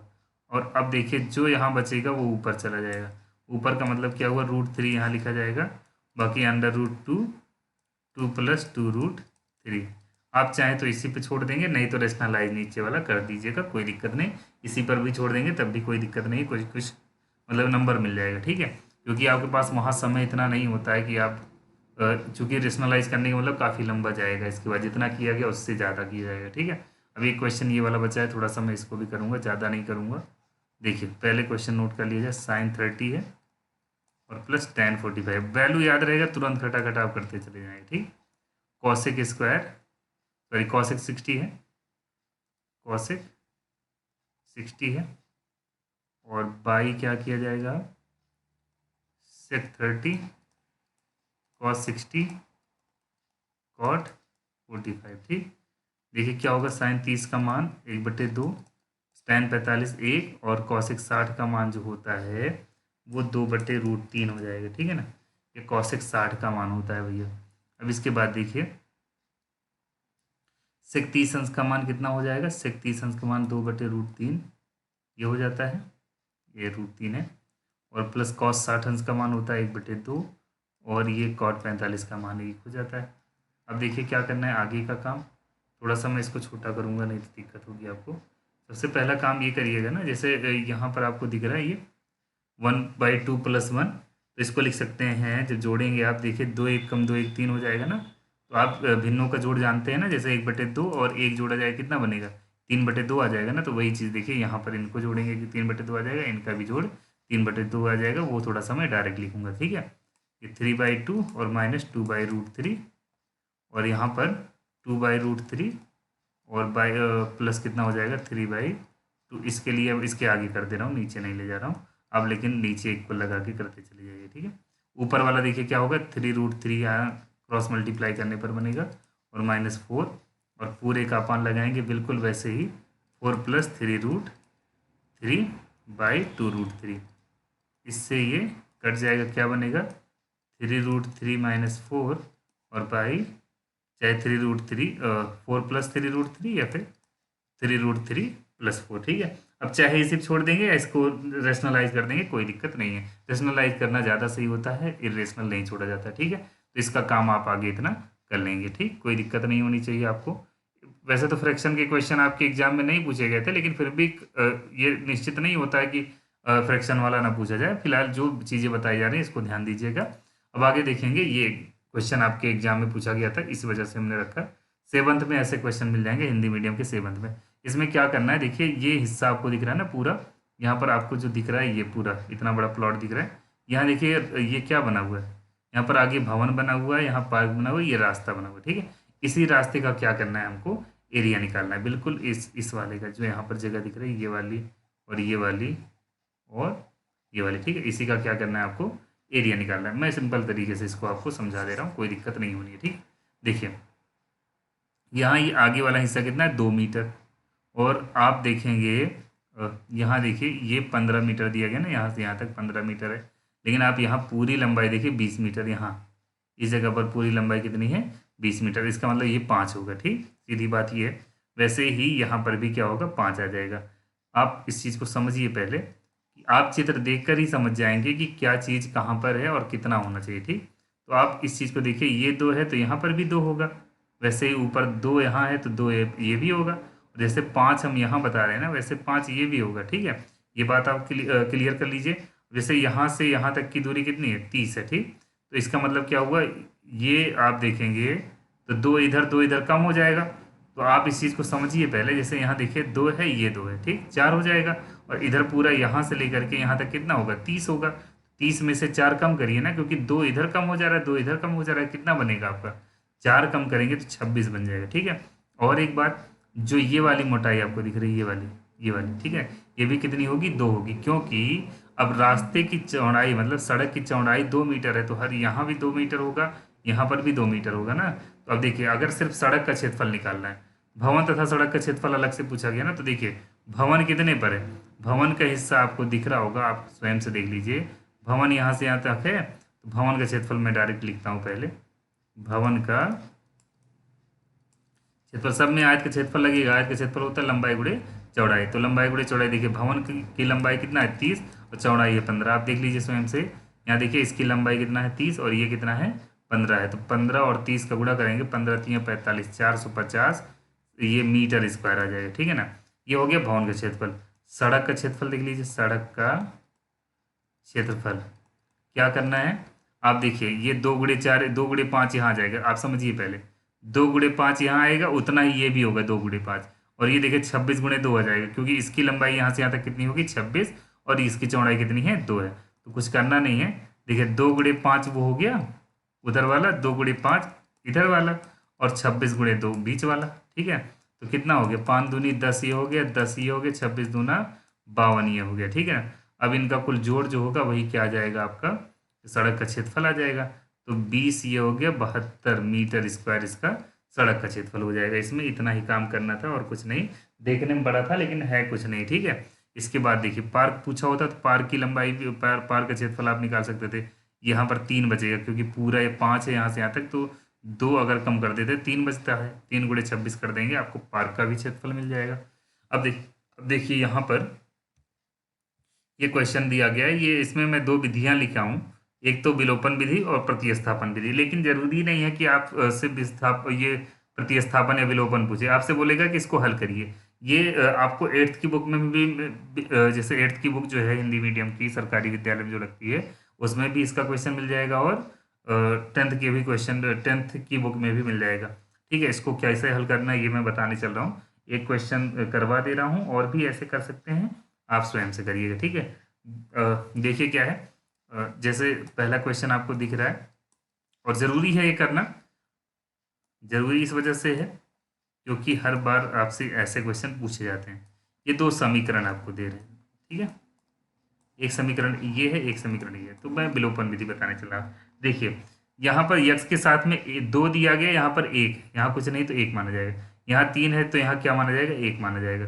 तो जो चीज़ मान लीजिए नहीं है उसको बराबर करना है। वाई का गुणांक जैसे बराबर करना हो तो 3 से गुणा कर लेंगे समीकरण 1 में, और अगर यक्स का गुणांक बराबर करना हो तो 2 से गुणा कर लेंगे। ठीक है, दो जो मर्जी आपकी जो इच्छा होगी, जैसे चाहे वाई वाला करिए चाहे एक्स वाला, लेकिन उसी हिसाब से जोड़ना है घटाना पड़ेगा। देखिए क्या करते हैं, समीकरण 1 में 3 से गुणा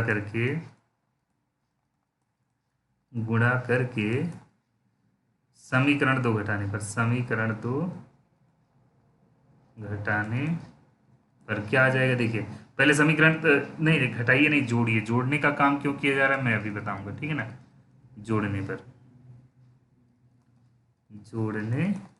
पर देखिए क्या मिलता है जब हम जोड़ेंगे। पहले काम क्या होगा, समीकरण 1 में 3 से गुणा करिए, क्या मिलेगा 3x धन 3y बराबर 3 पचे 15। ठीक, और समीकरण 2 में क्या होगा 2x ऋण 3y बराबर 4, क्योंकि उसमें कुछ नहीं करना, उसको वैसे ही लिख लेना। हमने कहा जोड़ना पड़ेगा, घटाना नहीं। उसका रीजन क्या, अगर आप इसको घटाने लग जाएंगे ना, नीचे चिन्ह बदल दिया जाएगा। जैसे चिन्ह बदलने का मतलब ये माइनस, ये प्लस और ये माइनस, क्या होगा इससे, ये कटेगा नहीं, और हमको क्या करना है, इसी को काटना है। ठीक है, इसी को काटना है। तो जोड़ेंगे तब जोड़ने पर चिन्ह नहीं बदलता है। 3y और धन 3y ऋण 3y कट जाएगा। अब ये 2x और 3x जुड़ करके क्या बन जाता है, 5x बन जाता है, और इधर कितना हो जाएगा 19। ठीक है, अब देखिए इनका जो मान आ जाएगा x का, कितना आ जाएगा, x बराबर आ जाता है 19/5। आप खुद देख लीजिए यहाँ पर क्या हो जाएगा, क्योंकि 5 इधर गुणा के रूप में इधर आएगा, बटे के रूप में आ जाएगा, तो x का मान क्या आ जाता है 19/5। अब देखिए x का मान चाहे समीकरण 1 में रख दीजिए या फिर समीकरण 2 में। तो हम क्या करते हैं, x का मान क्या करेंगे, समीकरण 1 में रख देंगे। x का मान समीकरण 1 में रखने पर,